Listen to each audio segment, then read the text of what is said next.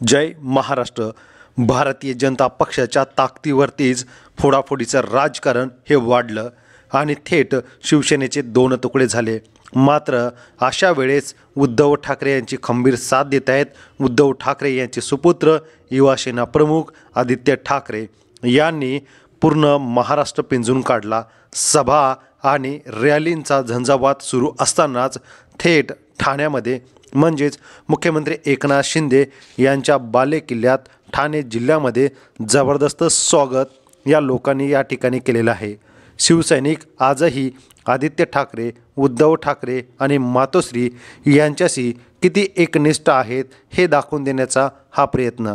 उद्धव ठाकरे यांची साथ सोडून जाणाऱ्यांपैकी आमदार खासदार हे गेले, मात्र आनंद दिघे यांचे शिष्य आणि त्यांचे पुतणे या ठिकाणी आहेत, म्हणजेच राजन विचारे आणि केदार दिघे हा एक बालेकिल्ला लढवत आहेत आणि त्यांना साथ देत आहेत कट्टर शिवसैनिक।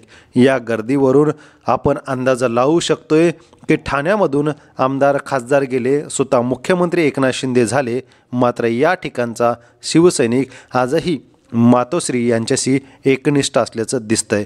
याच जंगी स्वागत आणि या गर्दीमुळेच येत्या ठाण्यामध्ये पुन्हा एकदा ठाणे आणि मातोश्रीचं नातं अतूट राहील असं आदित्य ठाकरे यांनी म्हटलेलं आहे। धन्यवाद।